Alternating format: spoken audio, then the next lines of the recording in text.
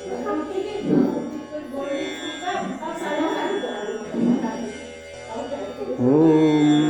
वक्रतुंड महाकाय सूर्यकोटि समप्रभः निर्विघ्नं कुरु मे देव सर्वकार्येषु सर्वदा। बर्हापीडं नटवरवपुः कर्णयो कर्णकारं बिभ्रद्वासः कनककपिशं वैजयन्ती च मालाम्। रन्ध्रान् वेणोरधरसुदया पूरयन् गोपवृन्देः वृन्दारण्यं स्वपदरमणं प्राविशद्गीतकीर्तिः।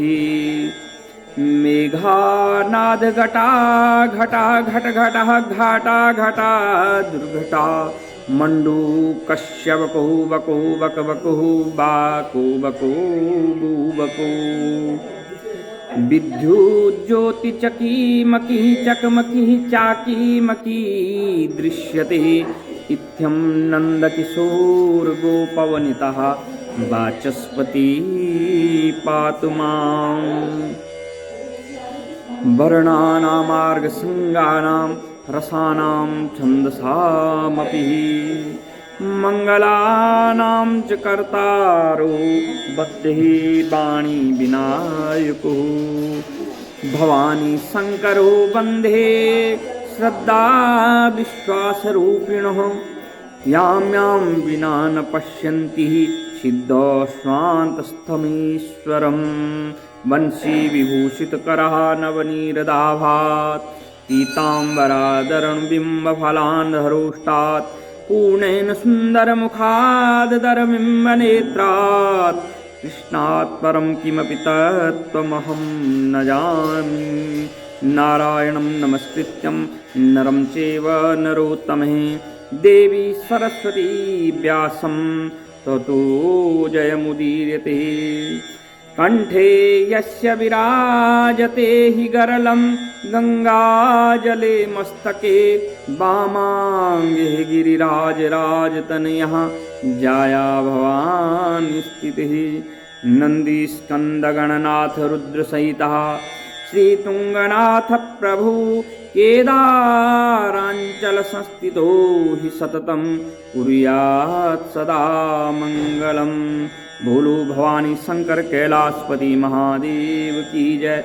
बोलो लक्ष्मी नारायण भगवान की जय। बोलो राधा कृष्ण बांके बिहारी लाल की जय। बोलो भगवती जगदम्बा मैया की जय। बोलो तुलसी मैया की जय। बोलो गंगा मैया की जय। बोलो कार्तिक महात्म्य की जय। तो कल हमने जो है ब्रह्मा जी का नक्त व्रत की कथा सुनी है कि ब्रह्मा जी की उपासना किस तरह करनी चाहिए। आपने जो है बहुत सारी कथाएं पढ़ी होंगी, बहुत सारी कथाएं सुनी भी होंगी और बहुत सारे सीरियल देखे हैं टीवी में जो है। पहले तो खूब देखते थे, जब हम बचपन में थे तो खूब मस्त होकर के देखते थे। तो क्या था, सभी देवता भी राक्षस दैत्य नर सब जो है ब्रह्मा जी से तप करके वर मांगते थे, ब्रह्मा जी को प्रसन्न करते थे। ब्रह्मा जी जो है सभी वरदान को देने में सक्षम थे। तो इसलिए कहते हैं कि जो नक्त व्रत है उससे जो है औरतें करती हैं, उससे सौभाग्य सुख संपत्ति ऐश्वर्य सब मिलता है। तो अब कह रहे हैं नारद जी कहने लगे, हे परमपिता ब्रह्मा, कार्तिक मास का महात्म्य का विधि पूर्वक वर्णन कीजिए। ब्रह्मा जी कहने लगे कि हे नारद, तुम बड़े सज्जन पुरुष हो जो लोगों के हित के लिए ऐसे प्रश्न करते हो।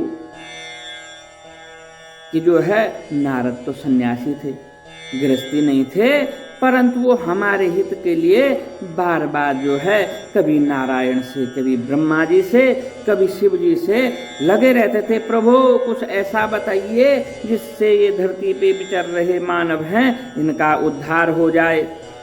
इसीलिए ब्रह्मा जी कह रहे हैं कि तुम बड़े चतुर हो, चालाक हो और जो है बार बार प्रश्न किया करते हैं। अब मैं ऐसी कथा कहता हूं, तुमसे प्रसन्न हो गया हूं मैं, जिसे सुनकर सुनने मात्र से पापों का नष्ट हो जाता है, पाप नष्ट हो जाते हैं। नारद सूत जी से इस नैमिषारण्य तीर्थ में शौनक ऋषियों से कहते हैं, ये नारद जो है सूत जी इसी नैमिषारण्य तीर्थ में शौनक और ऋषियों से कहते हैं कि हे ऋषियों, साधुओं का सत्संग अति पवित्र वाला होता है। साधु कौन होते हैं? जो सज्जन होता है। साधु जो है वस्त्र पहनने से, मालाएं धारण करने से और बड़ी बड़ी गाड़ियों में बैठ करके शरीर में सिर पर राख लगाने से साधु नहीं होता है। साधु होता है जो सज्जन होता है, जिसका अंदर भी वैसे ही है और बाहर भी वैसे ही है, वो साधु होता है। कि उनके साथ सत्संग माने उनके साथ बैठने से, उनकी बातें सुनने से, उनसे विचार विमर्श करने से मन पवित्र हो जाता है और संसार के पापों के भय को वह सत्संग दूर कर देता है, ज्ञानियों को मोक्ष देता है, कामना वालों की कामना पूरी होती है। श्री गंगा जी पापों को नष्ट कर देती हैं, चंद्रमा जैसे ताप को दूर कर देता है, कल्प वृक्ष जैसे दीनता को नष्ट कर देता है।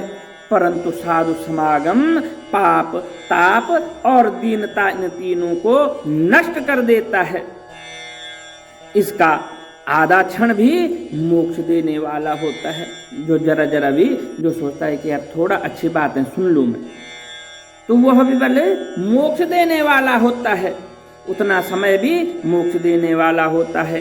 इनकी वार्ता सुनकर, इतनी वार्ता सुनकर के ऋषि कहने लगे, हे सूत जी, आप कृपा करके कार्तिक महात्म्य का इतिहास तथा प्रसंग सहित सुनाइए। तब सूत जी कहने लगे, हे ऋषियों, एक समय भगवान श्री कृष्ण से कमल जैसे नेत्रों वाली सत्यभामा जी कहने लगी कि मैं धन्य हूं और मेरे माता पिता भी धन्य हैं, जिनके मेरी जैसी कन्या उत्पन्न हुई है, जिसके पति आप जैसे भगवान श्री कृष्ण हैं। आप 16,108 रानियों में सबसे अधिक प्रेम तो मुझसे करते हो। जिस कल्प वृक्ष की पृथ्वी के लोग जानते तक नहीं थे, वह आपने मेरे आंगन में स्थापित कर दिया है। अतः मैं आपसे एक बात पूछना चाहती हूँ, आशा है मेरे हित के लिए आप वह अवश्य बताने की कृपा करेंगे। इतनी बात सुनकर श्री कृष्ण जी सत्यभामा का हाथ पकड़ करके उस कल्प वृक्ष के नीचे ले गए और कहने लगे कि हे सत्यभामे, सब रानियों में तुम मुझको सबसे अधिक प्रिय हो। तुम्हारे स्नेहवश मैंने इंद्र से विरोध करके यह कल्प वृक्ष स्वर्ग से ला करके तुम्हारे आंगन में स्थापित किया है। मैं तुम्हारे लिए अदेय भी दे सकता हूँ, जो कोई नहीं दे सकता। जिसकी तुम मांग करो मैं वो भी दे सकता हूँ। अकथ्य भी कह सकता हूँ, जो नहीं कहना मैं वह भी कह सकता हूँ। अब तुम मुझसे यदि गुप्त से गुप्त बात रहस्य भी पूछोगी तो मैं वह भी बता दूंगा। सत्यभामा कहने लगी कि हे स्वामी, पहले जन्म में मैंने ऐसा कौन सा पुण्य का कर्म किया था जिससे मैं आपकी अर्धांगिनी बनी और गरुड़ पर बैठ करके आपके साथ इंद्रादिक लोकों में जाकर घूम सकती हूँ, भ्रमण कर सकती हूँ। पहले जन्म में मैं कौन थी, किसकी कन्या थी, आप विस्तार पूर्वक कहिए। अब सत्यभामा ने तो ऐसा कहा कि प्रभु मेरे ऐसे ठाट बाट कैसे हो गए। आज की बात होती तो पहले हम अगर भगवान कहते तो तेरे को तो जो चाहिए मैं वो दे दूंगा, हैं, जिस प्रकार की तू आस करेगा। हम तो सबसे पहले कहते मुझे ये दे दे, वो दे दे, मेरे पास ये नहीं है, मेरे पास वो नहीं है। परंतु सत्यभामा ने क्या कहा कि मैं पूर्व जन्म में कौन थी, मेरे क्या भाग्य थे कि आपकी चरणों की सेवा मुझे मिल गई है, कि जो है मैं आपके साथ सभी लोगों का विचरण कर सकती हूँ। ऐसा क्या कारण है। तब भगवान श्री कृष्ण कहने लगे, हे सत्यभामे, तुम विस्तार पूर्वक सुनो, मैं सब वृतांत विस्तार पूर्वक तुमसे कहता हूं। पहले सतयुग में के अंत में मायापुर में अत्रिकुल में वेद तथा शास्त्रों को जानने वाला वेद शर्मा नाम का एक ब्राह्मण रहता था। वह सूर्य का भक्त था, सूर्य का उपासक था तथा रात दिन अतिथियों की सेवा किया करता था। उसके कोई पुत्र नहीं था, परंतु बड़ी आयु में उसके एक कन्या उत्पन्न हुई जिसका नाम गुणवती था। वेद शर्मा ने चंद्र नामक अपने शिष्य के साथ अपनी कन्या गुणवती का विवाह कर दिया। चंद्र के पिता पिता के समान उसकी सेवा करने लगा। चंद्र जो है उसके पिता की तरह उसकी सेवा करने लगा। एक दिन वेद शर्मा अपने दामाद के साथ लकड़ियां काटने के लिए वन में चला गया, हिमालय में चला गया, हिमालय के समीप गया। वन में इधर उधर फिरते हुए उन्होंने एक महाभयंकर राक्षस को देखा। उसको देख वे दोनों ही भागने में असमर्थ हो गए। जब जो है प्राण संकट में हो तो जुबान बंद हो जाती है, कंठ अवरुद्ध हो जाता है, पैर बंद जाते हैं। तो इस प्रकार से वह भागने में असमर्थ हो गए, इतने भय हो गए कि शरीर शिथिल पड़ गया, असमर्थ हो गए और दोनों ही राक्षस के हाथों वहीं मारे गए। परंतु उस क्षेत्र के प्रभाव और अपने कर्मों के कारण हमारे बैकुंठ धाम को प्राप्त हो गए।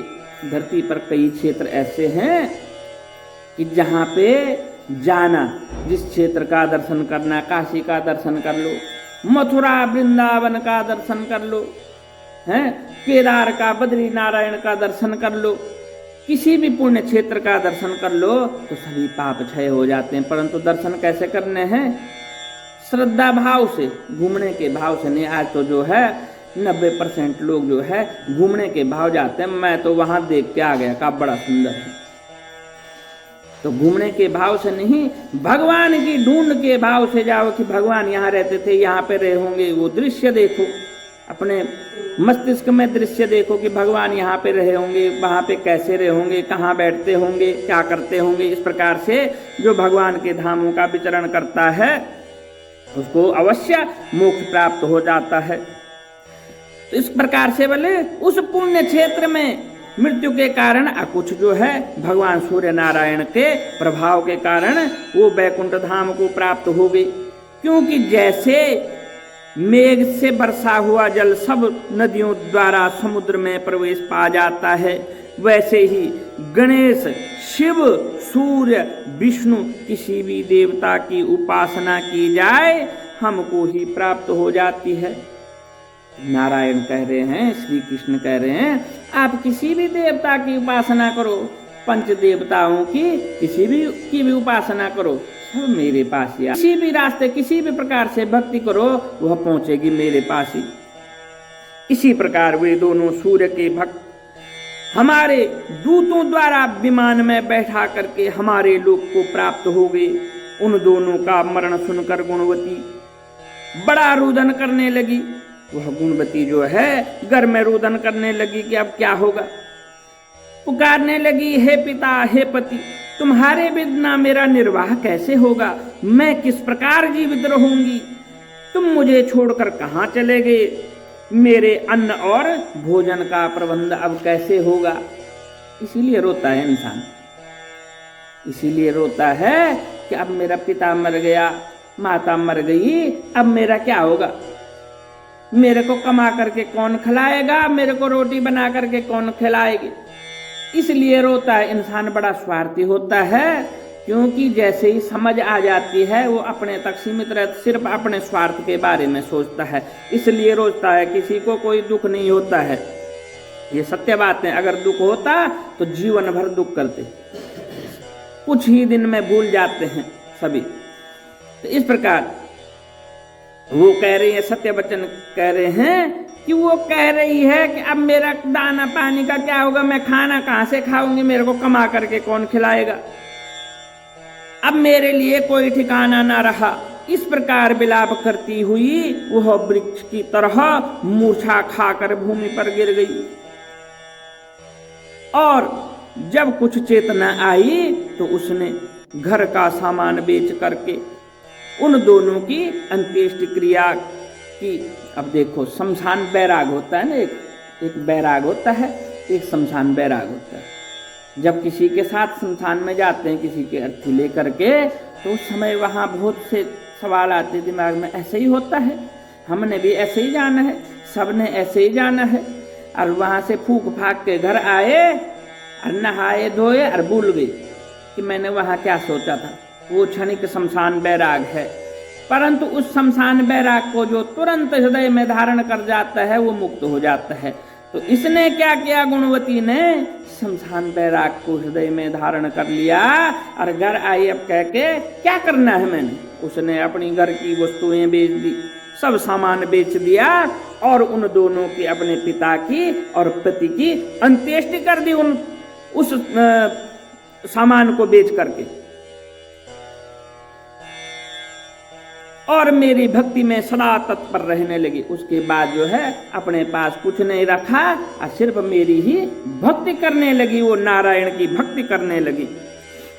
इस प्रकार कार्तिक मास आ गया और वह कार्तिक के व्रत करने लगी तथा एकादशी का व्रत भी करने लगी। यह दोनों ही व्रत भगवान को अति प्रिय है तथा मुक्ति और ऐश्वर्य को देने वाले हैं। कार्तिक मास में तुला के सूर्य में जो प्रातः काल स्नान करता है, जागरण तथा दीपदान करते हैं, उनके महापातक महापाप भी नष्ट हो जाते हैं। कार्तिक मास, तुला का सूर्य, आजकल जो है राशियों के भी 12 महीनों के राशियों वाले नाम होते हैं। तो ये तुलार्क है, इस तुला का सूर्य, आजकल सूर्य जो है तुला का है, इसलिए इसको कार्तिक और तुलार्क मास भी कहते हैं। तो तुला का महीना ये कार्तिक, तो ये भगवान को अति प्रिय है। इसमें किया हुआ स्नान, कौन सा स्नान? जो रात खुलने से पहले हो जाए वो वाला स्नान। ऐसा नहीं कि दिन में धूप में बैठे हैं कह रहे हम सनवात कर रहे हैं का, तो उसका कोई फायदा नहीं है। प्रातः स्नान हो जाना चाहिए। जागरण का मतलब होता है आप जितना हो सके उतना भगवान की भक्ति में बैठो, दिन भी रात भी। दीपदान, ज्यादा से ज्यादा दिए जलाओ, कि जो जहां तक हो सके आप दिए जलाओ। उनके ऐसे करने वाले के महान पातक जो है पाप नष्ट हो जाते हैं। जो मंदिर में जाकर के झाड़ू देते हैं, झाड़ू देते का मतलब जो झाड़ू लगाता है,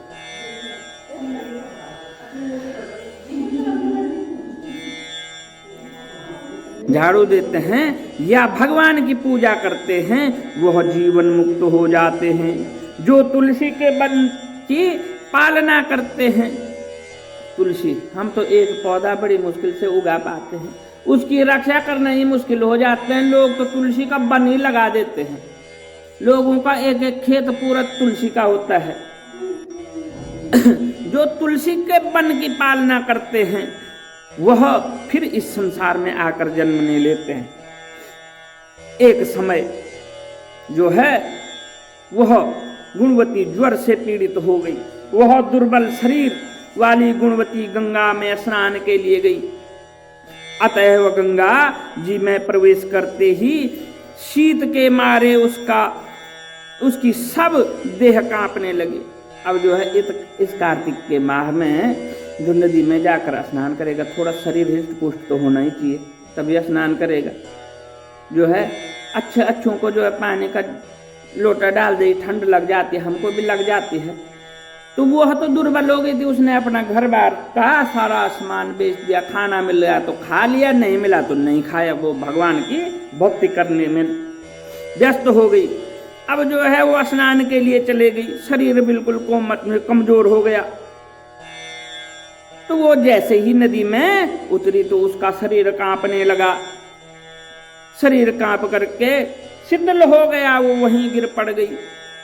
उसी समय हमारे दूत सुंदर विमान में बिठाकर उसको हमारे धाम को ले आए। उसका शरीर असमर्थ था, परंतु उसने भगवान की भक्ति नहीं छोड़ी और वो नदी में गई और स्नान करने लगी। स्नान का भी महत्व है। स्नान भी जो है बिना मंत्र के तो भोजन भी नहीं होता, स्नान भी नहीं होता है। जब स्नान करने के लिए उतरो, कम से कम ये तो कहो कि सारी नदियां यहाँ आ गई, गंगा, सिंधु, सरस्वती, यमुना, गोदावरी, नर्मदा, कावेरी, सरयू, महेंद्र तनिया, चरमणवती, वेदिका, क्षिप्रा, वैत्रवती, महासुर नदी, ध्याचा गया गंडकी, पुण्य पुण्य जलो समुद्र सहिता कुर्वन्तु ये मंगलम। इस प्रकार से इतना तो वहाँ ध्यान करना पड़ता है सभी समुद्रों का, सभी तीर्थों का, कि हे माँ गंगा, यहीं पर सब तीर्थ आ जाएं, यहीं पर सब नदियां आ जाएं, जिससे मैं इसको मान करके मैं स्नान कर रही हूँ। ऐसा करते करते उसने प्राण त्याग दिया। तब जो है श्री कृष्ण जी कह रहे हैं, नारायण कह रहे हैं कि उससे मैं प्रसन्न हो गया। मैंने अपने दूत भेज दिए विमान लेकर के कि जाओ अब मेरे भक्त को मेरे धाम ले आओ, और विमान में बिठा करके उसी क्षण जो है वो विमान में बिठा करके मेरे धाम को लाए। यह कार्तिक व्रत का ही प्रभाव था। कार्तिक माह के व्रत का यह प्रभाव था कि जो है मैंने विमान भेज दिया और उसको अपने धाम बुला लिया। फिर द्वापर में ब्रह्मादि देवताओं की प्रार्थना पर इस पृथ्वी का भार उतारने के लिए हमने कृष्णावतार लिया।